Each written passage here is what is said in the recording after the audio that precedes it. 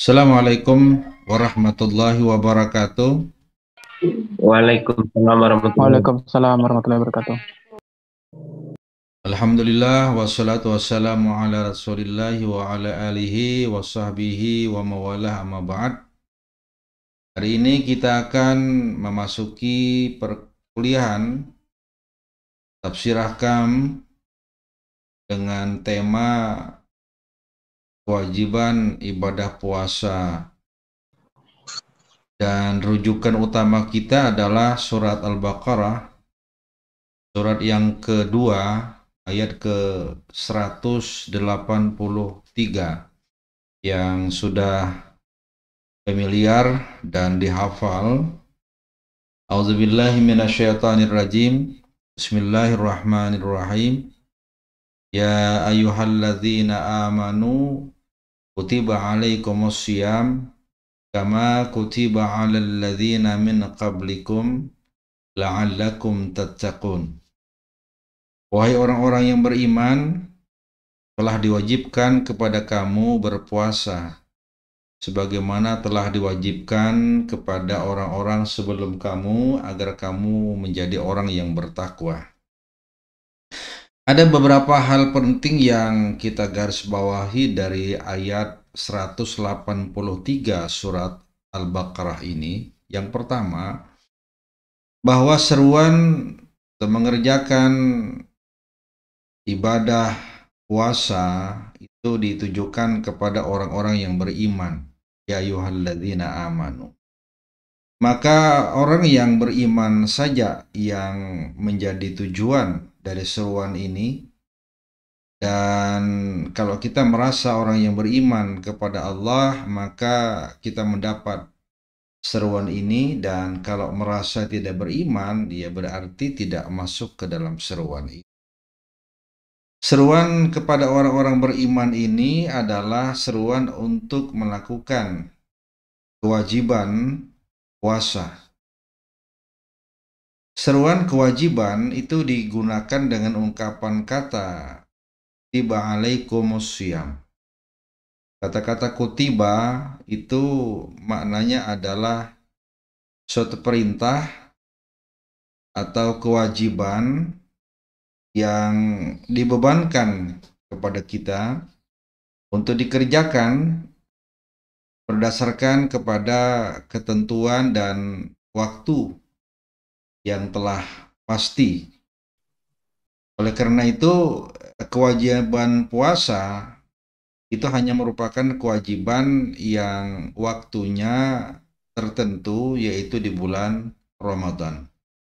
Selain Ramadan, maka bukan merupakan kewajiban, tapi bisa menjadi hanya ibadah yang sifatnya sunat. Disinilah kemudian kata-kata kutiba, kewajiban, itu dibedakan dengan kata-kata furido atau faridoh, yang secara bahasa juga artinya adalah kewajiban.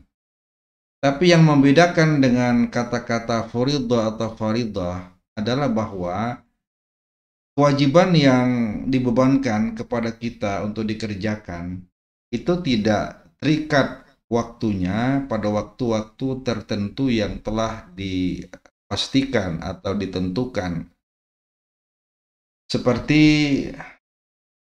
zakat atau seperti bersedekah, itu merupakan suatu bentuk perintah yang tidak terikat dengan kondisi atau waktu tertentu. Tapi bisa saja kapan dilakukan, saat mana orang memiliki kekayaan maka wajib mengeluarkan zakat harta kan yang dia miliki, atau dia harus berbuat baik kepada orang lain ketika orang lain memerlukan dan dia memiliki kemampuan untuk melakukan amal dalam bentuk sedekah, maka itu merupakan perbuatan kewajiban yang tidak terikat dengan waktu. Sebagaimana puasa, itu hanya merupakan kewajiban yang ada pada bulan suci Ramadan. Demikian pula dengan sholat misalkan, itu juga merupakan ibadah yang telah ditentukan waktunya. Kapan kewajiban sholat subuh kemudian zuhur, asar, maghrib, dan isya, itu sudah ada waktu-waktunya tertentu. Maka karena ada waktu yang sudah ditentukan, semua perintah ini disebut dengan kutiba. Makanya ketika Allah mengatakan aqimus shalah atau inna sholata tanha 'anil fahsya'i wal munkar atau inna sholata kanat 'alal mu'minina kitaban mauquta. Makanya ada kata-kata kitaban mauquta. Inilah kewajiban. Jadi puasa itu termasuk amal ibadah yang diwajibkan berdasarkan kepada waktu yang sudah ditentukan, yaitu kewajiban itu di bulan Ramadan. Sementara di luar Ramadan itu menjadi ibadah puasa yang sifatnya hanyalah sunat saja. Kemudian yang ketiga, rangkaian kalimat dalam ayat 183 itu menyebutkan bahwa kama kutiba 'alal ladzina min qablikum, sebagaimana Allah telah mewajibkan kepada orang-orang sebelum kamu. Artinya bahwa ibadah puasa yang diperintahkan kepada orang-orang beriman sebetulnya merupakan perintah yang sebelumnya pernah pula diberlakukan perintah itu kepada orang-orang sebelum kita. Dalam beberapa penafsiran para mufasir seperti tafsir Al-Jami' li Ahkamil Ahkam, tafsir As-Sayuti, dan tafsir-tafsir yang lain mengatakan yang dimaksud umat-umat terdahulu ialah umat-umat sejak zaman Nabi Adam alaihi salam sampai ke Nabi Nuh, Nabi Musa, Nabi Isa, dan sampai ke Nabi Muhammad sallallahu alaihi wasallam. Maka perintah untuk mengerjakan puasa sebagai suatu kewajiban dalam agama Islam yang dibawa oleh syariat Nabi Muhammad itu merupakan keberlanjutan dari perintah sebelumnya yang pernah turun ke umat dari nabi-nabi terdahulu. Nah, sampai di sini maka dapat kita katakan bahwa ibadah puasa itu merupakan ibadah yang sangat tua dalam sejarah keagamaan yang pernah ada di kehidupan sejarah kenabian atau kerasulan. Kemudian di bagian akhir ayat 183 surat Al-Baqarah itu dikatakan apa sesungguhnya yang menjadi tujuan atau fungsi dari ibadah puasa yang dikerjakan, yaitu la'allakum tattaqun, agar kita menjadi orang-orang yang bertakwa kepada Allah. Nah, setelah kita mengetahui beberapa pemahaman analisis kata dari rangkaian terdapat pada ayat 183 surat Al-Baqarah ini, maka bagian yang kedua yang ingin saya sampaikan berkenaan dengan pengertian puasa ya, dan nanti akan kita lanjutkan dengan beberapa ketentuan yang jadi syarat dan yang membatalkan ibadah puasa. Baik para mahasiswaku sekalian, puasa itu secara bahasa itu diterjemahkan sama artinya dengan mencegah. Puasa dari bahasa Arab itu saum atau asyam. Itu secara bahasa sama artinya adalah al-imsak, menahan atau mencegah. Apa yang ditahan dalam pengertian secara literal, puasa menahan artinya menahan tidak makan, tidak minum, dan hal-hal yang membatalkan sejak terbit fajar sampai dengan gelam matahari. Maka ini disebut dengan menahan. Tapi lebih daripada menahan secara lahiriah dari makanan dan minuman, puasa sesungguhnya adalah menahan hawa nafsu agar tidak mudah terpengaruh dengan keinginan-keinginan rendah yang sifatnya keinginan nabati ataupun keinginan yang sifatnya hewani. yang semua itu akan menyebabkan kita terjauh dari Allah Subhanahu wa Ta'ala. Jadi puasa secara bahasa adalah menahan atau yang menjaga, menghindari dari makanan dan yang membatalkan.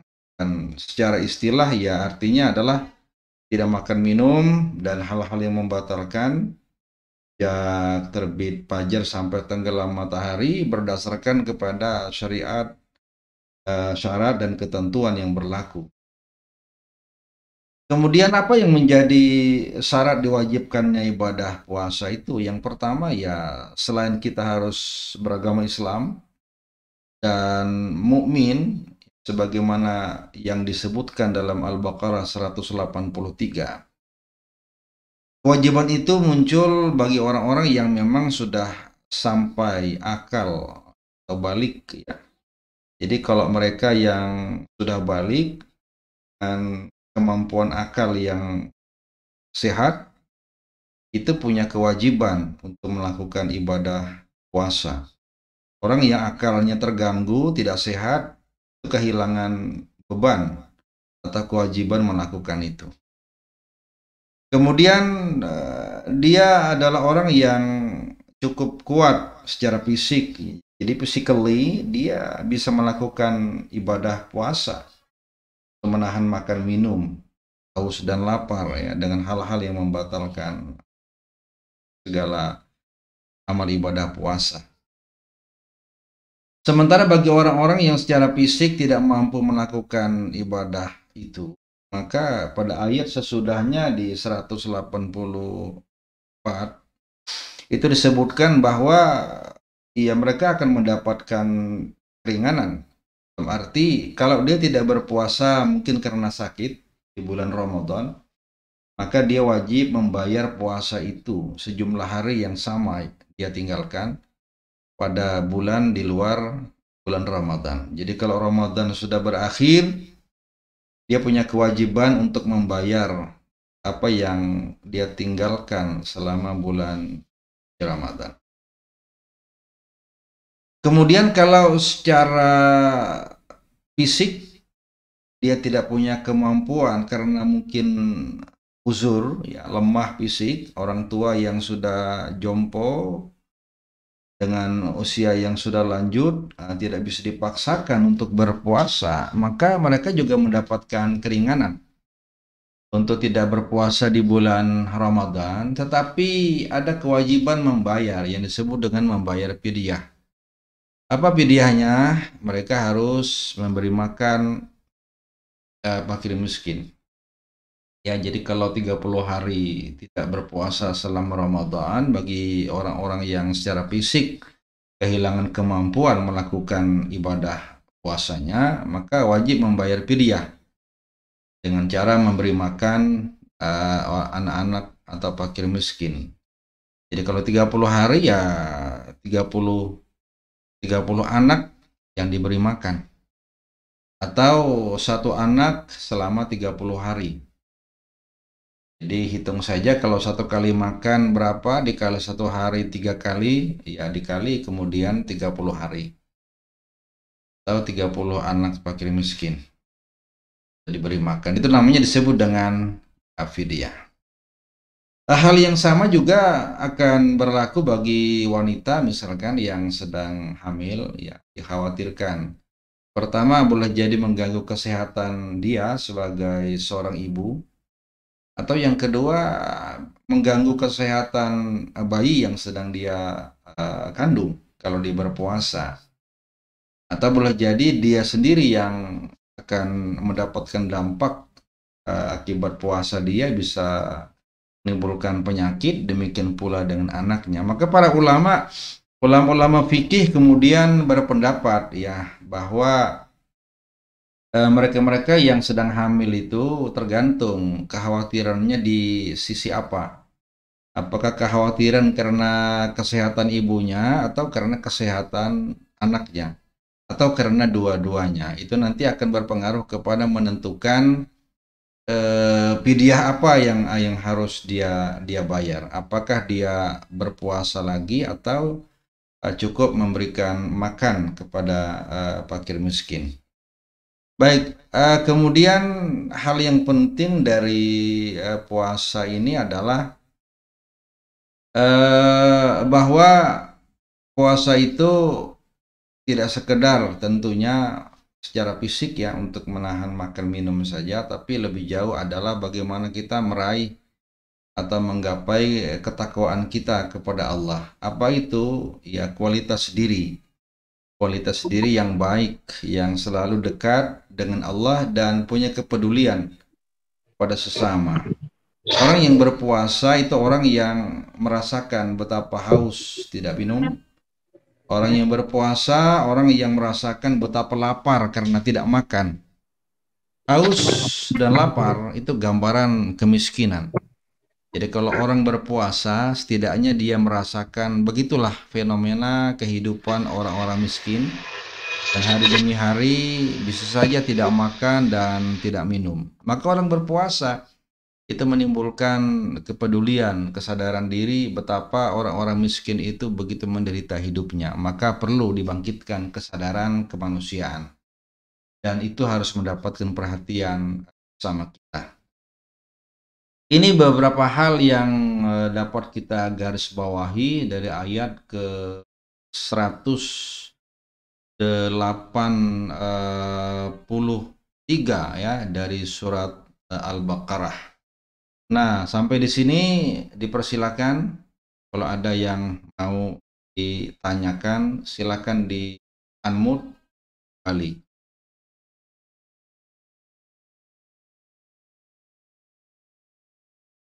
Baik para mahasiswa, kalau ada yang mau ditanyakan, kita berbicara tentang tradisi ibadah tertua, yaitu ibadah puasa. Silakan kalau ada yang mau ditanyakan.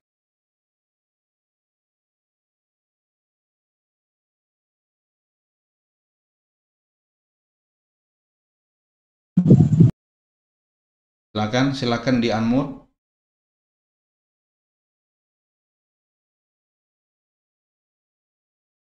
Baik, kalau tidak ada pertanyaan, kita cukupkan sampai di sini saja. Tolong dicatat dan digarisbawahi beberapa poin penting yang telah disampaikan sesuai dengan ayat 183